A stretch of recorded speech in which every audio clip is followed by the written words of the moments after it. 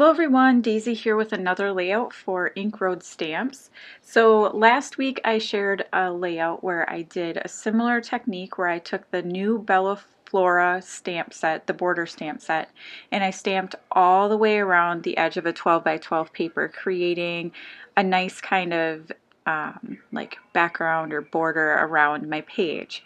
Well, when I stamped out that one, I also stamped out another one of them using, so the one from last week, I used the two border stamps that have like a single line, and then these all have a double line.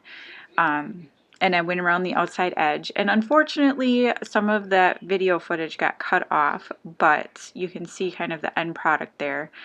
I then used my cheap Michaels watercolors to color in all of the florals and the leaves and everything. Just because I thought that that would be, I wanted to do this one a little bit different than last week. So last week, if you don't remember, I used a gold gel pen and colored in all the florals, and then I kind of went with like a gold theme, sort of a gold and black and white, and then some pops of red and pink.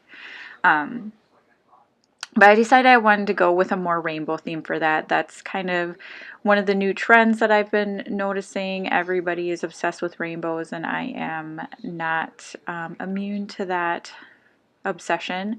So I thought it would be a good way to bring that into this layout. So this layout I'm also counting as part of my Shop It or Stash It kit. That paper that you see, that rainbow stripe paper, that is Heidi Swap from her new collection. I believe it's called Color Fresh, I believe. And so what I did is, well, okay, back it up a little bit. While I was painting those border stamps, I dropped my paintbrush right in the middle of the page and smeared pink on it. And then I tried to clean it up, and then I ended up with pretty much a hole in the middle of my paper. So I had to come up with a way to cover it up. So what I'm doing is I used that rainbow stripe paper and I cut a border out of that. And I believe that is about like 9.5 inches by 9.5 inches or something close to that measurement. And then to fill in the middle, because I wanted to save as much of that paper as I could because I have some other plans for it, but to fill in the middle of that rainbow paper, I cut out this white piece of paper, and I believe it's about 8 by 8 or 8.5 by 8.5. And so I'm using some more of the border stamps to fill these in. And I am doing gray ink. The first ink I used, so I used black ink for the big 12 by 12 sheet of cardstock. And then for the first stamping I did on the sheet, I used soft granite from Hero Arts. And now I am using charcoal, also by Hero Arts, and just stamping these out.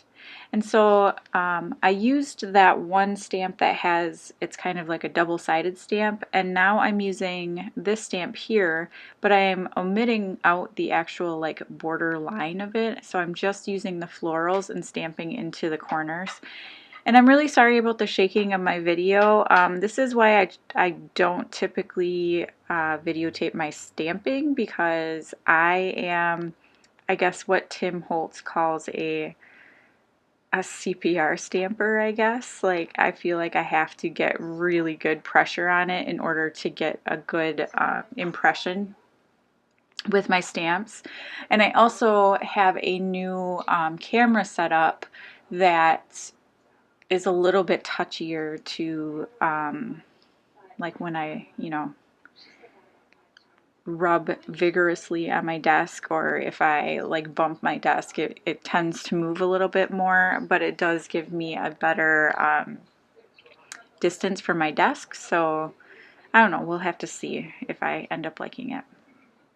So now all I'm doing is I pulled out that same watercolor set, and I am only going to be coloring in the corners. So those, oh my gosh, excuse me. those, just those corner florals that I added are going to have color on them.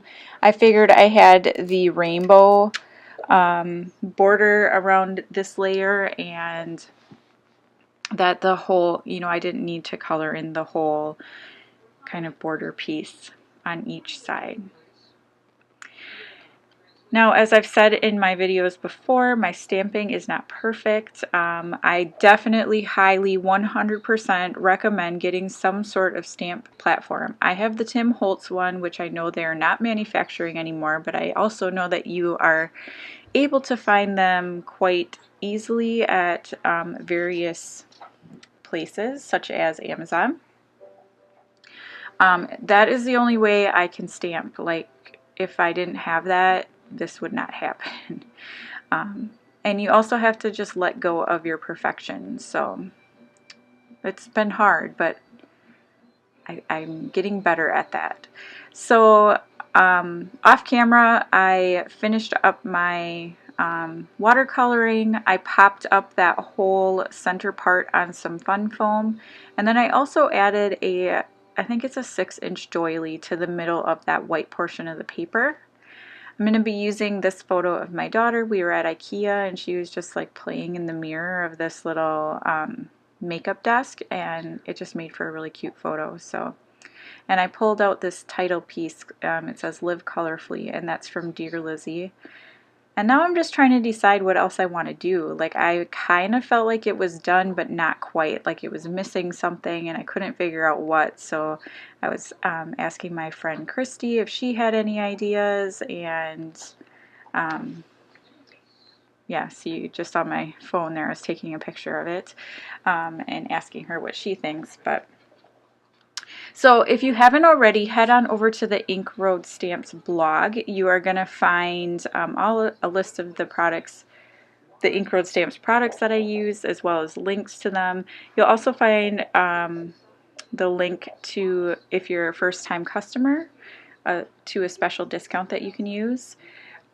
Also, don't forget to head on over to Facebook and join the Roadies Facebook group. That's where you're going to find all of the fun inspiration and find out when new things are being released and when products are being brought back. You also want to join the email list for the products being brought back, because you get first dibs, or she emails everybody who's on the email list first. So here I just added some rainbow flat back gems, and that's going to be it. So don't forget to use my code DAISY10 for 10% off, and I'll see you again next time. Bye!